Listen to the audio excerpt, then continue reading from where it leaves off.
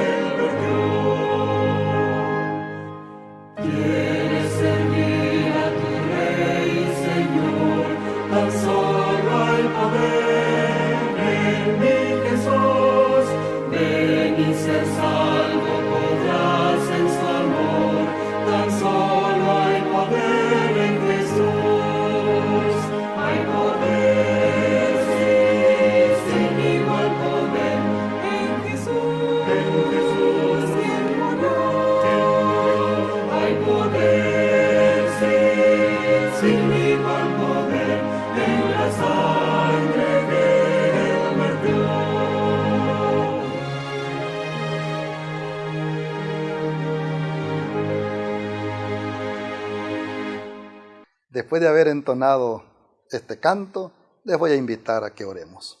Te damos gracias, nuestro Dios, porque estamos convencidos de que tú estás con nosotros. Bendice este programa. Quédese en nuestra mente y en nuestro corazón para que lo que hagamos, pensemos y digamos sea para honra y gloria tuya. Que el aprendizaje nos ayude a crecer en nuestra vida espiritual. En el nombre de Jesús. Amén. ¡Qué privilegio el que tenemos de ser parte de la escuela sabática! Te invitamos a revitalizarte con el estudio de la Palabra de Dios en este interesante programa. Bienvenidos a la escuela sabática. Les invito a estar atentos al informe misionero de esta mañana. Tiene por título Sonrisas y Canciones.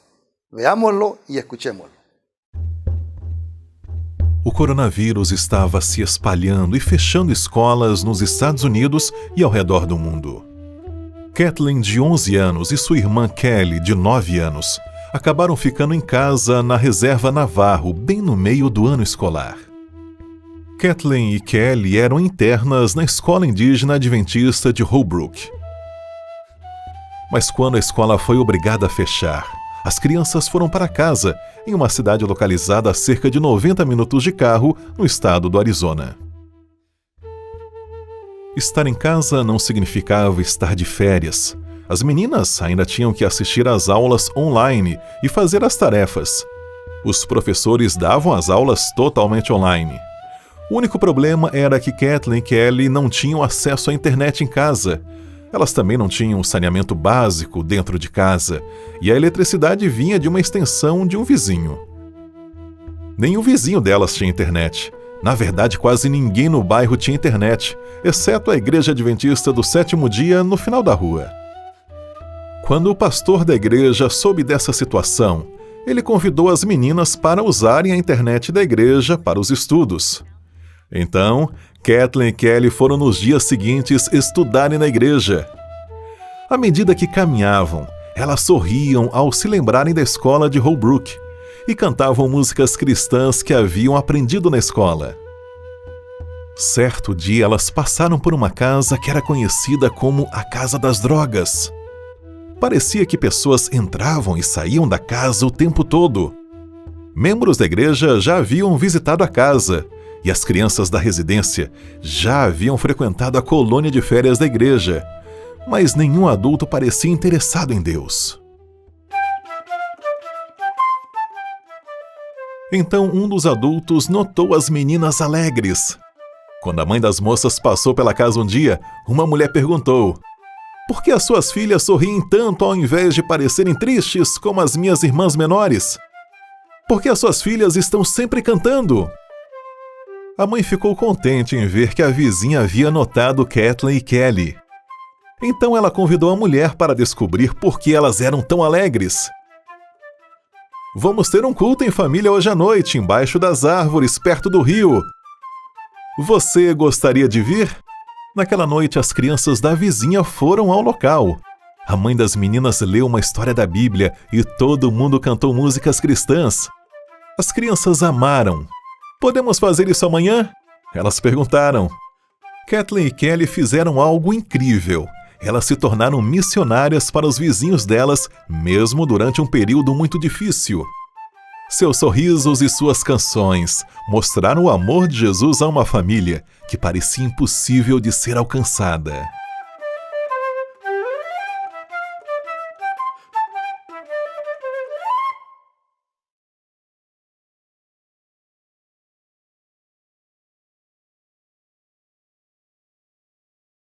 Nuevamente, niños, vamos con ustedes, porque viene el rincón infantil, así que a poner mucha atención.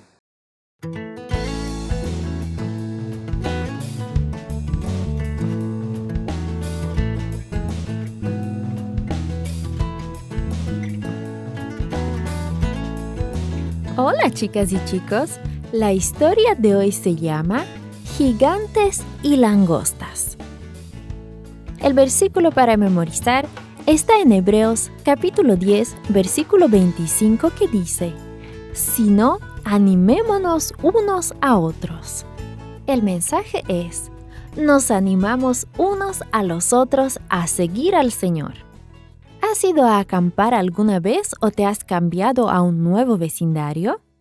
Siempre es divertido el primer día levantarse temprano en la mañana y salir a explorar. Dios les dio a los israelitas la oportunidad de explorar la tierra nueva antes de habitarla. Cuando Moisés sacó al pueblo hebreo de Egipto, marcharon de Gosén hasta la orilla del Mar Rojo. Ninguno de ellos conocía el camino. Solo Dios lo conocía. Así guió Dios a su pueblo por medio de una enorme columna de nube. Esta nube los protegía del caluroso sol durante el día y por la noche les daba calor y los alumbraba. Al acercarse el pueblo de Israel a la tierra prometida, Dios le ordenó a Moisés que escogiera a un dirigente por cada tribu.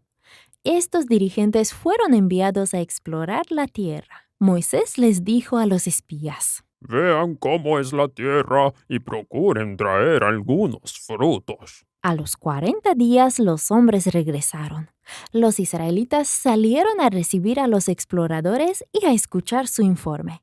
Caleb, un hombre fuerte de la tribu de Judá, estaba ansioso de presentar su informe. Josué, un joven líder de la tribu de Efraín, había traído también un buen informe. Tanto Josué como Caleb permitieron que los demás dieran su informe primero. La tierra fluye leche y miel, tal como Dios nos dijo, Informaron los espías. Y hemos traído algunos de sus frutos. Tanto Caleb como Josué esperaban que 2 de los hombres avanzaran con el gigantesco racimo de uvas que traían atado a un palo y que venía en medio de ellos. En lugar de eso, los otros espías hablaron solo de las ciudades amuralladas y de los gigantes que habían visto en esa tierra. La gente que escuchaba a los espías comenzó a murmurar y a quejarse. Caleb podía ver que se estaban poniendo de mal humor. De pronto se interpuso entre Moisés y la gente y dijo: Podemos subir ahora mismo y tomar posesión de la tierra. Es una buena tierra y tengo la seguridad de que podemos poseerla. ¿Cómo podríamos? Los 10 espías desanimados se quejaron. Parecemos langostas junto a esa gente. Y así es como les parecemos a ellos. El pueblo levantó sus voces y lloraron toda la noche. Hubiera sido mejor morir en Egipto o aún aquí en el desierto, se lamentó la gente.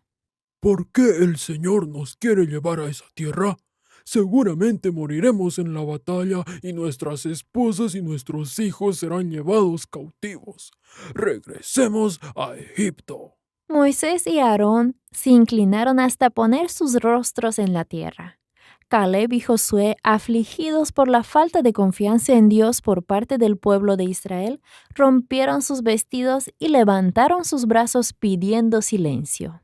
La tierra que exploramos es excelente, Exclamaron los 2 espías fieles. No le teman a la gente que vive allí. Con la ayuda de Dios los conquistaremos con facilidad. El Señor está con nosotros. Él los ha abandonado a ellos. Caleb contempló a la enorme y disgustada multitud.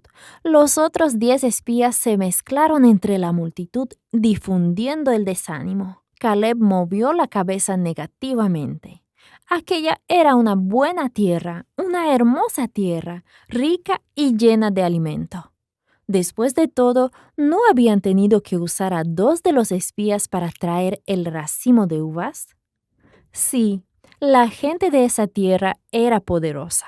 Las ciudades estaban bien protegidas, pero los hijos de Israel tenían a Dios de su parte. De pronto los lamentos y las quejas de la gente se tornaron en fuerte enojo. Vamos a apedrearlos.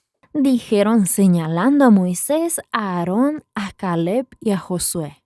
Apedrémoslos, apedrémoslos, apedrémoslos. En ese momento, una luz refulgente se extendió sobre el tabernáculo, el santuario de Dios. La gente retrocedió asustada, tratando de esconderse y procurando cubrirse los ojos con las manos. Entonces el Señor habló. Siendo que ustedes tienen miedo de entrar a la tierra, entonces no entrarán. Vagarán por el desierto hasta que mueran todos los que son adultos. Pero a sus hijos les permitiré que disfruten de la tierra que ustedes han rechazado. Pero a Caleb y a Josué, Dios prometió que irían a esa tierra porque habían tenido un espíritu diferente. Habían tenido palabras de ánimo.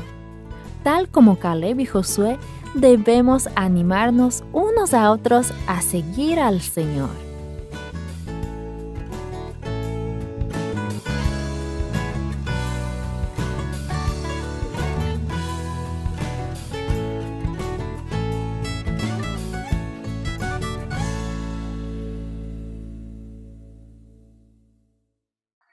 Y ahora vamos al repaso de nuestra lección, la lección número 8, libres para descansar. Está muy, pero muy interesante.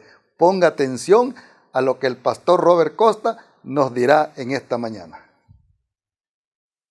¿Alguna vez te has preguntado por qué no vemos curaciones milagrosas con más frecuencia en la actualidad? Bueno, en la lección de hoy, Libres para Descansar, descubriremos la respuesta a esta pregunta y muchas otras preguntas sobre la curación.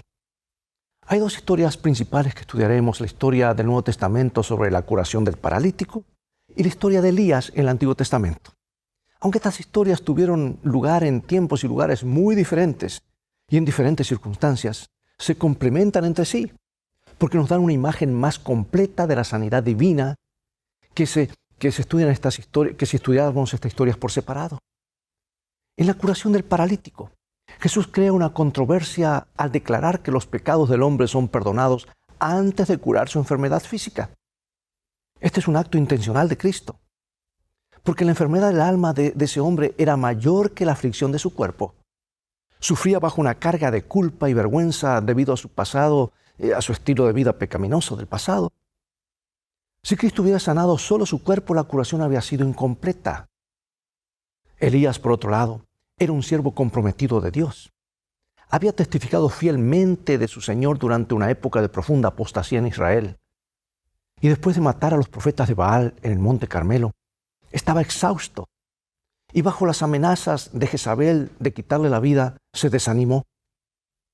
Dios lo encontró donde estaba y le ministró sus necesidades. Bueno, son dos historias maravillosas. Quédate con nosotros, ya regresaré.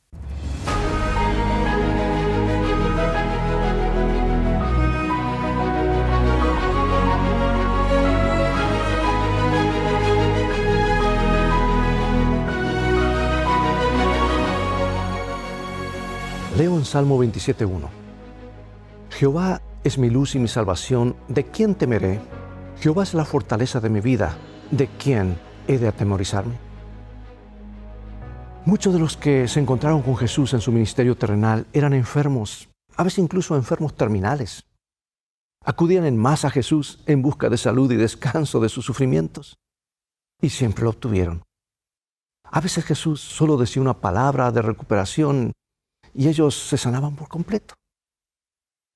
A veces tocaba a los enfermos sin decir palabras. A veces los sanaba milagrosamente. A veces los despedía y la curación se producía yendo en camino. Jesús sanó a hombres, mujeres, niños, judíos, no judíos, ricos, pobres y a la gente sencilla. Los peores casos de lepra y ceguera no quedaron fuera de su alcance. Por cierto, incluso sanó a los que padecían la peor enfermedad de todas, la muerte. Hoy analizaremos estos dos ejemplos de curación muy diferentes. En uno allí la persona estaba tan enferma que ni siquiera podía acercarse a Jesús por sus propios medios.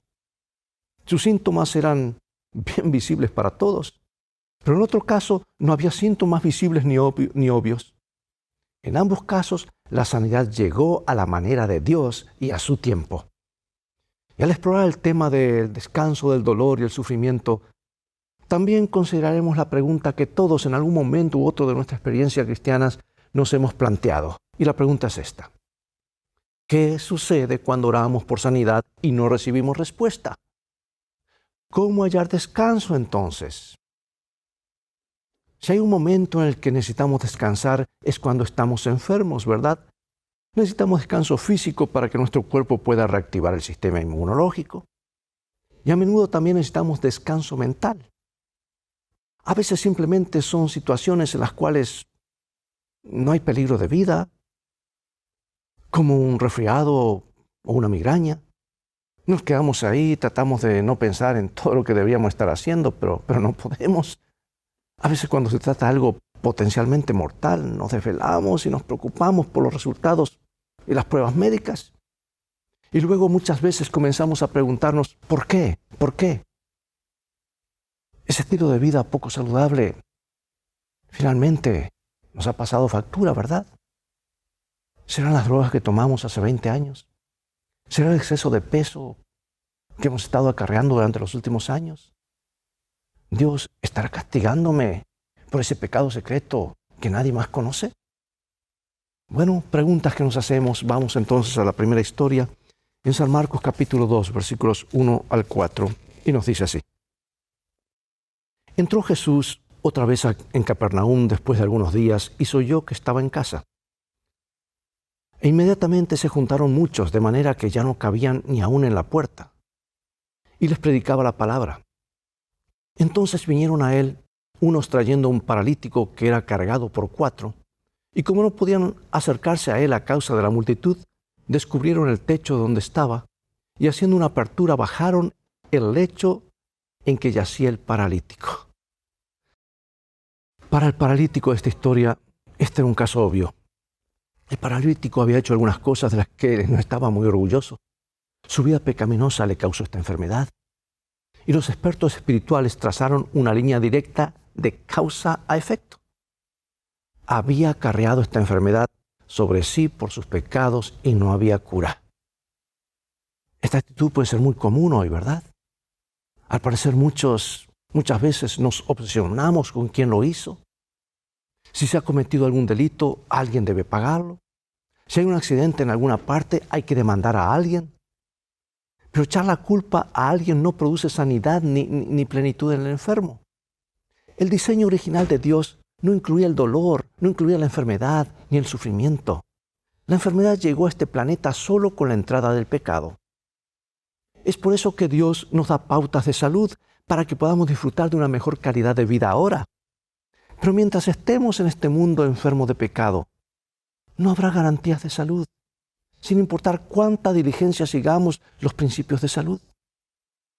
Lo bueno es que Dios puede darnos descansos, ya sea que estemos enfermos o sanos, ya sea que nuestra enfermedad sea resultado de nuestras propias acciones o del descuido de otra persona, de nuestros genes o simplemente una consecuencia de vivir en este mundo pecaminoso. Dios sabe cómo darnos descansos. Él es un experto en esto. Cuando alguien se enferma, no es bueno comenzar a culpar. Al mismo tiempo, ¿por qué entender la causa de una enfermedad puede ser, en algunos casos, un paso crucial hacia la curación y la recuperación? Lo que en términos médicos llamamos diagnóstico, ¿verdad? Habían bajado al paralítico ante la presencia de Jesús y todos los ojos estaban puestos en Jesús. ¿Decidiría sanar a un pecador ostensible? ¿Diría algo para reprender la enfermedad? ¿Qué hace Jesús para curar al paralítico? ¿Qué es lo primero que Jesús hace por él? Mire esta historia. Al ver Jesús la fe de ellos, dijo al paralítico: Hijo, tus pecados te son perdonados. Estaban allí sentados los escribas, los cuales cavilaban en sus corazones. ¿Por qué éste habla así? ¿Por qué habla estas blasfemias? Dice. ¿Quién puede perdonar pecados sino solo Dios? Y conociendo luego Jesús en su espíritu que cavilaban de esta manera dentro de sí mismo, les dijo: ¿por qué caviláis así en vuestros corazones? ¿Qué es más fácil decir al paralítico: tus pecados te son perdonados, o decirle: levántate, toma tu lecho y anda? Pues para que sepáis que el Hijo del Hombre tiene potestad en la tierra para perdonar pecados, dijo el paralítico: a ti te digo, levántate, toma tu lecho y vete a tu casa. Yo me imagino que habrá estado aplaudiendo las personas allí, ¿verdad? Entonces él se levantó enseguida, tomando su lecho, salió delante de todos, de manera que todos se asombraron y glorificaron a Dios, diciendo: nunca hemos visto tal cosa. ¡Ah! ¡Qué historia!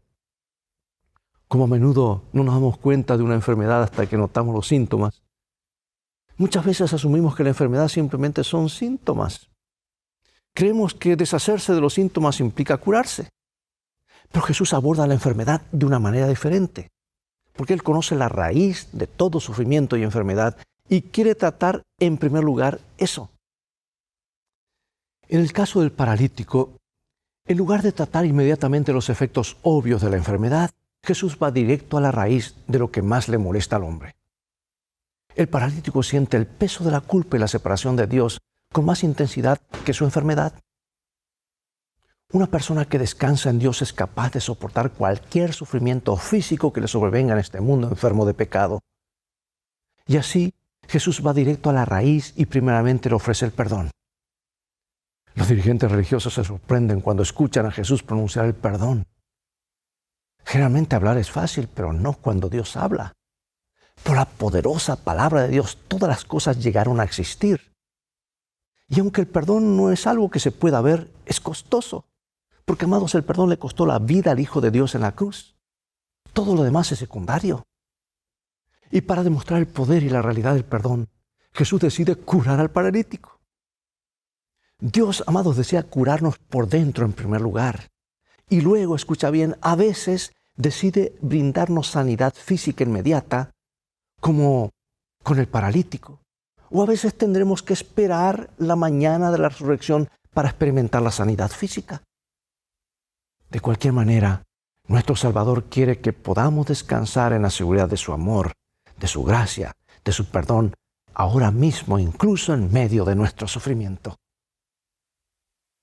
¿Cómo podemos hallar descanso y paz, aunque no recibamos la respuesta al orar, cuando oramos por sanidad, o por lo menos inmediatamente que no recibamos la respuesta? ¿Sabes que según la Organización Mundial de la Salud, la enfermedad más común en todo el mundo, que afecta a más de 300 millones de personas cada año, no siempre presenta síntomas visibles? La depresión es la principal causa de la discapacidad en este mundo y uno de los principales contribuyentes para llevar a tanta gente a la muerte y muerte prematura. Desafortunadamente, no se habla de depresión con frecuencia en el cristianismo por considerarlo una señal de falta de fe. Estoy deprimido, es falta de fe. Un momento. Después de todo, ¿no se supone que los cristianos siempre deban estar llenos de gozo y felicidad y cosas por el estilo? Y decimos, bueno, si no estamos gozosos, entonces falta de fe. Entonces la depresión no es una señal de que algo anda mal en nuestra relación con Dios. La mayoría sabe que esto no es cierto. Incluso los cristianos fieles a veces pueden luchar contra la depresión, especialmente después de un hecho traumático. Y esto no es una señal de falta de fe ni de confianza en Dios. Una vez más, uno puede leer los Salmos y ver el dolor, el sufrimiento, la angustia que sufrió el pueblo fiel de Dios, David y tantas otras personas. Y a veces la depresión, amados, se apodera de nosotros en forma lenta y silenciosa y la reconocemos solo cuando se afianza y ejerce control. A veces ataca rápidamente. Y eso ocurre después de un acontecimiento físico o emocional especialmente agotador. Por ejemplo, el fiel profeta de Dios, Elías, estaba completamente agotado emocional y físicamente después del evento en el Monte Carmelo. Y no era para menos. Y esto nos lleva a la segunda historia. Vamos a 1 Reyes capítulo 18. Allí encontramos que Elías acaba de ver el milagro del fuego de Dios que descendió del cielo. En respuesta a su oración, vio caer lluvia y poner fin a una sequía de 3 años. 3 años y medio. ¿Por qué Elías sale huyendo en reacción a la amenaza de Jezabel? Veamos. Acab dio a Jezabel la nueva de todo lo que Elías había hecho y de cómo había matado a espada a todos los profetas. Entonces envió Jezabel a Elías un mensajero diciendo, así me hagan los dioses y aún me añadan, si mañana a estas horas yo no he puesto tu persona como la de uno de ellos. Viendo pues el peligro, se levantó y se fue para salvar su vida, y vino a Berseba, que está en Judá, y dejó allí a su criado. Y él se fue por el desierto un día de camino, y vino y se sentó debajo de un enebro. Y deseando morir se dijo, basta ya, oh Jehová, quítame la vida, pues no soy yo mejor que mis padres. Y echándose debajo del enebro, se quedó dormido. Y aquí, luego un ángel le tocó y le dijo, levántate, come. Elías había tenido 24 horas muy agotadoras. Esta experiencia, junto con un brusco despertar y una amenaza de muerte, sirve como desencadenante de la depresión de Elías. Además, Elías estaba allí cuando los profetas de Baal, unos 850, fueron masacrados, quizás incluso alguno de ellos por su propia mano. Un hecho así, incluso por una causa justa, puede conducir fácilmente a un estrés traumático en quienes observan o peor en quienes participan. Así que Elías comienza a correr en un intento de escapar. A veces nosotros corremos al refrigerador, ¿verdad? Y tratamos de recuperar la felicidad comiendo. A veces intentamos sosegar nuestro agotamiento emocional.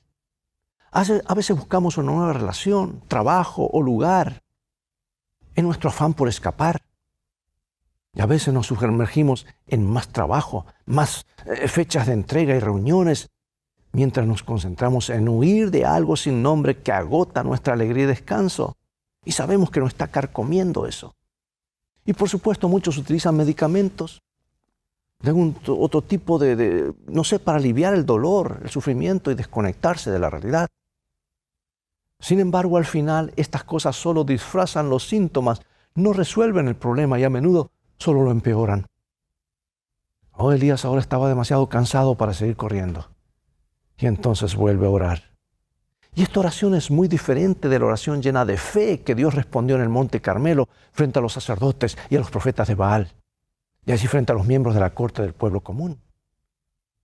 Esta es una oración de desesperación, simple y corta. En el versículo 4, Elías declara que no es mejor que sus padres. ¿De qué estaba hablando aquí? Cuando Elías finalmente se tranquiliza, la culpa se apodera de él. Se da cuenta de que su rápida huida se ha robado lo que podría haber sido una gran oportunidad para la reforma de Israel. Comprende que ha decepcionado a quienes lo necesitaban y no puede hacer nada al respecto. Por ende, en un doloroso momento de autorreflexión, conociendo muy bien la historia de su pueblo, se ve a sí mismo como lo que es realmente. Bueno, sabes, esto puede ser una reacción dolorosa para cualquiera, ¿no es cierto? Es decir, vernos como somos realmente. Cuán agradecidos deberíamos estar por las promesas de que, por más pecaminosa que haya sido nuestra vida, por cuántos daños hayamos hecho y los problemas en los que hayamos metido, en Cristo Dios verá como ve a Jesús. Él nos verá de esa manera, a través de Jesús. Por eso pregunto, ¿qué mayor esperanza podemos tener que mediante la fe podamos reclamar la justicia de Cristo? Eso hace la diferencia frente a la crisis. No obstante, la depresión tiene una manera de arrastrarnos a un oscuro torbellino de autocompasión, ¿verdad? Y a veces empezamos a pensar que la muerte es la única salida. Ese parece ser el caso de Elías. Era demasiado para él. Dice, basta, ya, oh Jehová, quítame la vida. Pues no soy yo mejor que mis padres. Lo bueno es que el gran médico no condena a Elías, no le agrega más carga. Dios comprende mejor que nosotros a qué nos enfrentamos mientras luchamos con la depresión. Mira este comentario tan alentador. Dice lo siguiente. Quizás no tengamos en el momento ninguna evidencia notable de que el rostro de nuestro Redentor se inclina hacia nosotros con compasión y amor, pero esto es así a pesar de todo. Quizá no sintamos su toque visible, pero su mano está sobre nosotros con amor y ternura compasiva. Dios sabe y entiende, amados. Y entiende que largo es el camino que nos resta, como dice 1 de Reyes 19:7. Pero a veces tiene que esperar hasta que dejemos de correr. Recién entonces puede intervenir. Es como un ahogado, ¿verdad? Que lucha, cuando deja de luchar, ahí la persona puede rescatarlo. Y a veces aquellos que están ahogando se confunden tanto que luchan contra el socorrista. El socorrista entonces tiene que retroceder, esperar para realizar el rescate, si no, ambos se hunden. Hasta que la víctima realmente queda inconsciente. Dios sabe que Elías ahora se cansó de correr. Dios sabe ahora que está ahora físicamente cansado, que está mal. Elías está emocionalmente agotado y carga con un tremendo peso de culpa. Como Jesús hizo con el paralítico muchos años después, Dios ahora hace un borrón y cuenta nueva y le da descanso a Elías. Y finalmente, éste puede dormir bien y reanimarse. Cabría esperar que esta fuera el final de la historia, pero no. El descanso de Dios no ocurre una sola vez, amados. Necesitamos descanso constantemente. Porque entrar en el reposo de Dios tiene que ver con sanar, con desaprender lentamente los patrones de pensamiento negativos y los hábitos destructivos. Dios no cura precipitadamente de una vez y ya. A veces es un proceso. Bueno, ¿qué ocurrió ahora? ¿A dónde va Elías ahora y por qué? Vayamos nuevamente a la historia. 1 de Reyes 19:5-8. Y echándose debajo del enebro se quedó dormido, y aquí luego un ángel le tocó y le dijo, levántate, come. Entonces él miró, y aquí a su cabecera una torta cocida sobre las ascuas y una vasija de agua, y comió y bebió, y volvió a dormirse. Y volviendo el ángel de Jehová la segunda vez, lo tocó diciendo, levántate y come, porque largo camino te resta. Se levantó pues y comió y bebió, y fortalecido con aquella comida, caminó 40 días y 40 noches hasta Horeb, el monte de Dios. De paso, Horeb, el lugar donde se dio los 10 mandamientos, ¿verdad? Después de descansar, Elías vuelve a correr, pero esta vez Dios reorienta la marcha. Dios comprende que la vida en este mundo pecaminoso puede causar depresión, amados. Pero está allí para reorientar nuestra marcha. Él comprende nuestro impulso de correr y escapar, pero quiere redirigir nuestra marcha.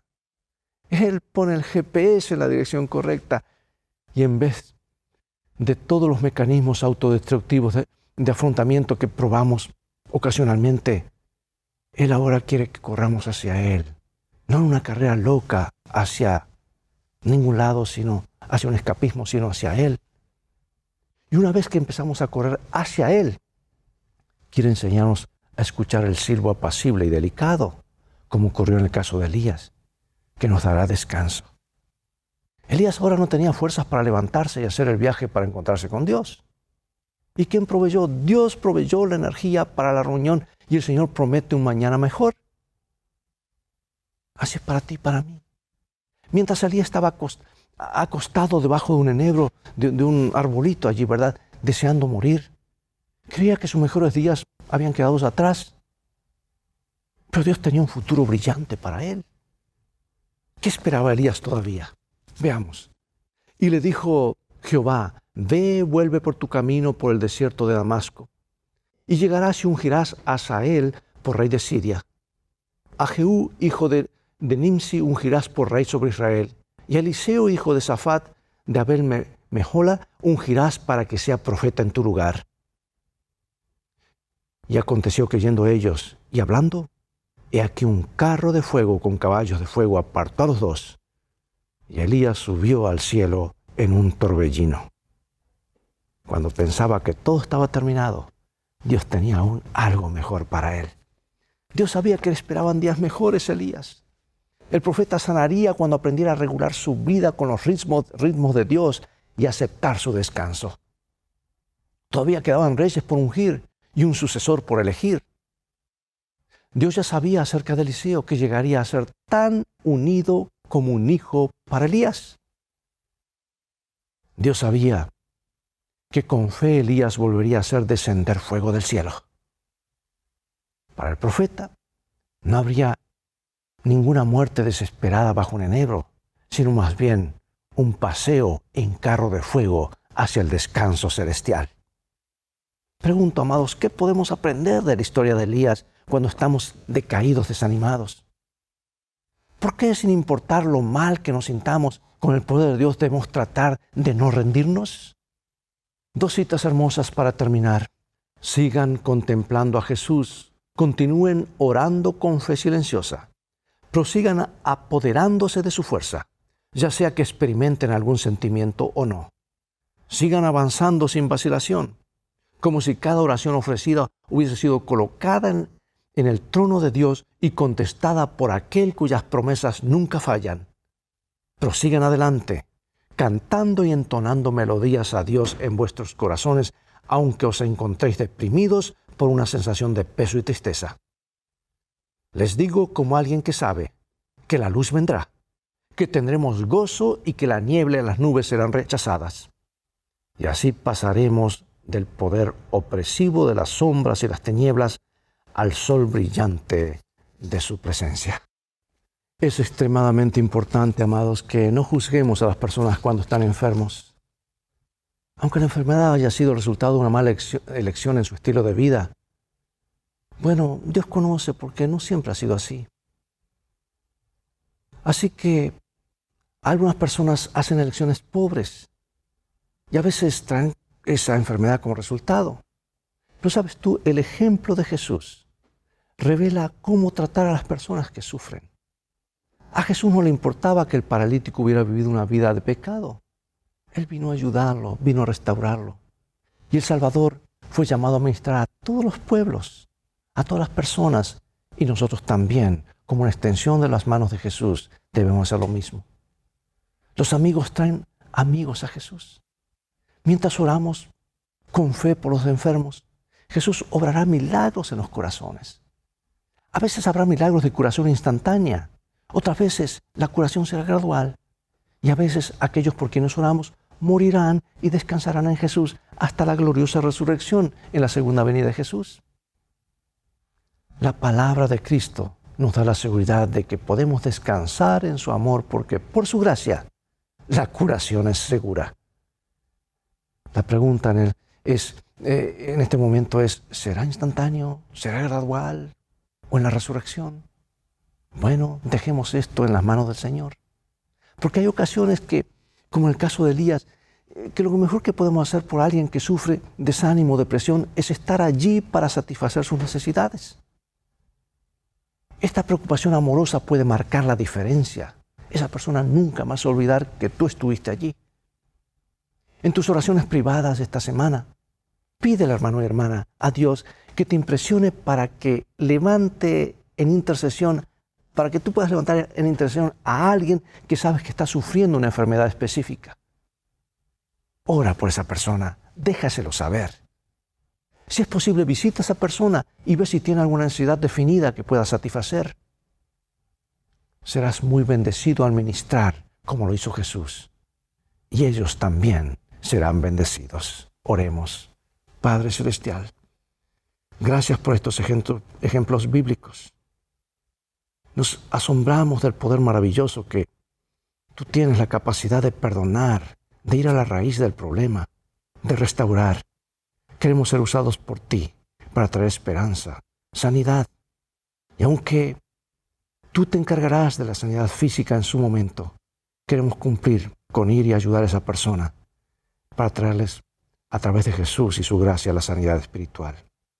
Bendícenos. Sabemos que lo harás porque lo pedimos en el nombre de Jesús. Amén.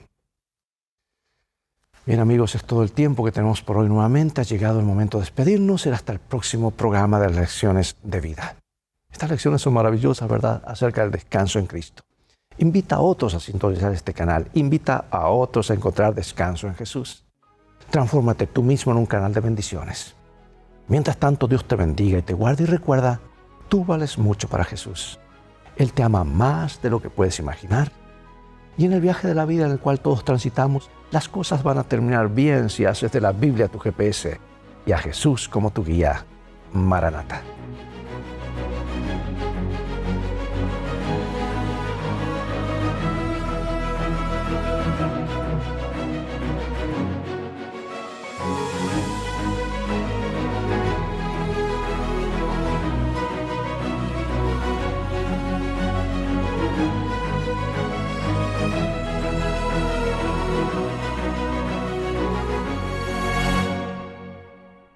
Muchas gracias, Pastor Robert Costa. La verdad que nos llenamos bien con este repaso, nos estamos contentos poder tenerle con nosotros. Y así es que desde ya está invitado para el próximo sábado a estar con nosotros. Y vamos a cantar el último canto, Discípulos de Fe.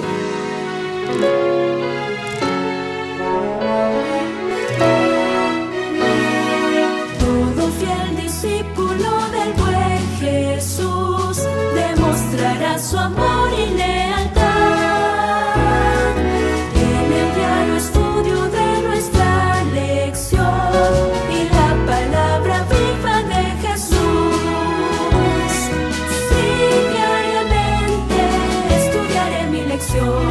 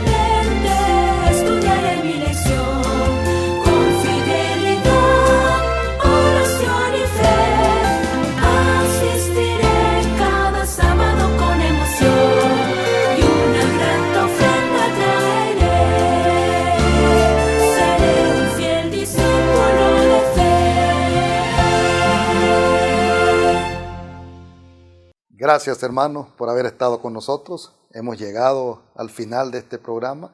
Creo que ha sido de mucha bendición para cada uno de nosotros. Les agradecemos y desde ya les invitamos para el próximo sábado a estar con nosotros para un programa más de la Escuela Sabática.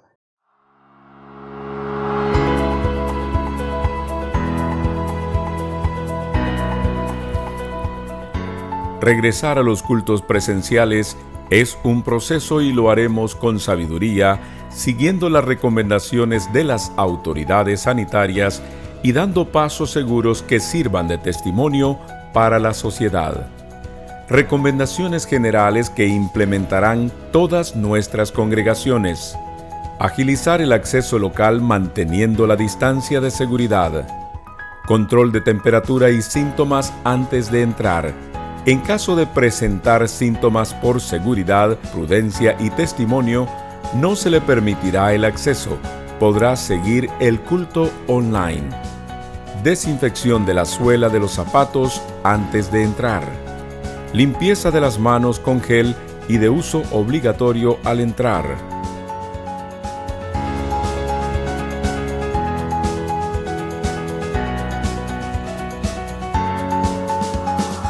Uso obligatorio de mascarilla durante toda la estancia en el local de reunión.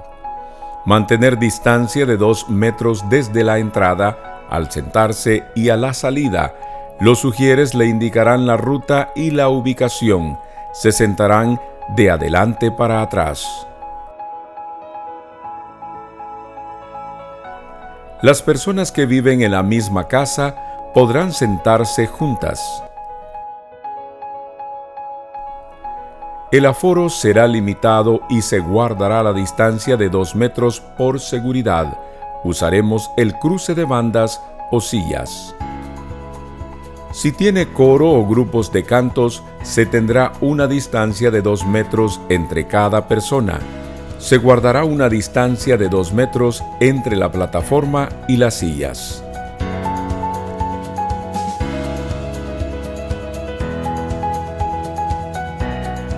Las puertas del local permanecerán abiertas mientras se lleve a cabo la reunión. Para la salida, los ujieres le indicarán el momento de salir y será de atrás para adelante. En el exterior del local se recomienda no quedarse a congestionar el espacio público. Recuerda que somos testimonio para nuestros vecinos. Limpieza profunda al finalizar cada reunión.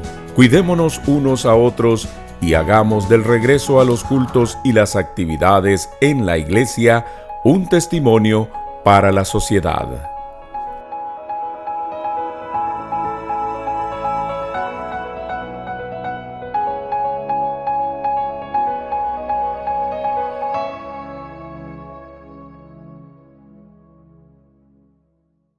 Les voy a invitar a cada uno de ustedes a que finalicemos con una oración.